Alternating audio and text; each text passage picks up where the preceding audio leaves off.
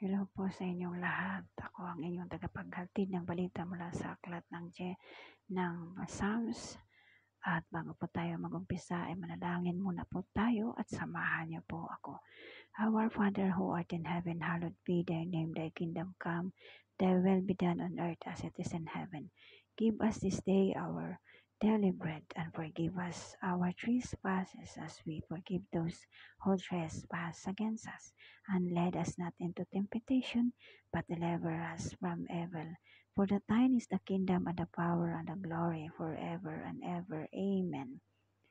Psalms 10 na po tayo at naway pakinggan niyo po ang aking mga hinahatid at maintindihan niyo po. Bakit ka tumatayong malayo, O Panginoon? Bakit ka nagtatago sa mga panahon ng kabagabagan? Sa kapalalulan ng masama ang dukha ay hinahabol sa mainam, nahuli nawa sila sa mga lalang na kanilang inakala, sapagkat ang masama ay nagmamalaki sa nais ng kanyang puso at mapang-imbot ay nagtatakwil o nagwawalang kabuluhan sa Panginoon. Ang masama sa kapalalulan ng kanyang mukha ay nagsasabi hindi siya sisiyasatin. Lahat niya ay pag-iisip ay walang Diyos. Ang kanyang mga lakad ay panatag sa lahat ng panahon. Ang iyong mga kahatulan ay malayong totoo sa kanilang paningin. Tungkol sa lahat ng kanyang mga kaaway, tinutuyan niya sila. Sinasabi niya sa kanyang puso, hindi ka makakilos. Sa lahat ng salisaling lahi ay hindi ako malalagay sa karalitan. Ang kanyang bibig ay puno ng panunungyaw at pagdaya at pang-aapi. Sa ilalim ng kanyang dila ay kalikuan at kasamaan.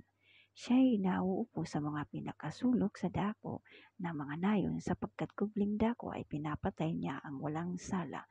Ang kanyang mga mata ay nagtititig laban sa walang pagkakandili. Siya'y bumabakay sa kubli na parang leon sa kanyang lungga. Siya'y nag-aabang upang hulihin ang dukha. Hinuhuli niya ang dukha pagka kanyang dinadala siya sa silo niya.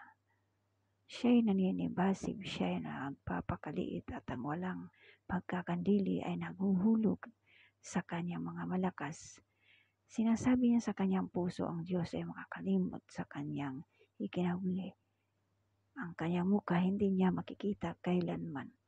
Bumangon ka, O Panginoon, O Diyos, itaas mo ang iyong kamay. Huwag mong kalimutan ang dukha. Bakit sinusumpa ng masama ang Diyos at nagsasabi sa kanyang puso, hindi mo sinasabi?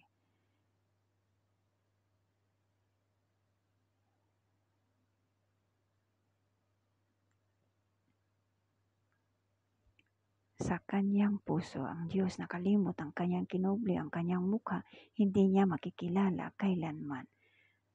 Bumangon ka, Panginoon, O Diyos, itaas mo ang iyong kamay, huwag mong kalimutan ang dukha. Bakit sinusumpa ng masama ang Diyos at nagsasabi sa kanyang puso, hindi mo sisiyasatin? Iyong nakita sapagkat iyong minamasdan ang hirap at nagduduluhagi upang mapasa kamay ang iyong kamay na walang nagkakandili ay nagpapakukup sa iyo. Ikaw ang naging tagadili sa ulila. Baliin mo ang bisig ng masama at tungkol sa masamang tao sa pag-uusigid mo sa isa kanyang kasamaan hanggang sa wala ka ng masumpungan. Ang Panginoon Hari ay nagpakailanman. Ang mga bansa ay nalilipo sa kanyang lupail. Panginoon, iyong narinig ang nasa mga amo, iyong inihanda ang kanilang puso, iyong pakinggan ang iyong pakinig, upang hatulan ang ulila at ang nagbibigatay, upang huwag na makapangilabot ang tao na nataga lupa. Yan po ang Psalms 10 po na inihahatid po natin na balita mula sa aklat ng Psalms, at sana'y naunawaan niyo po ang mga katagang na inihatid po sa inyo.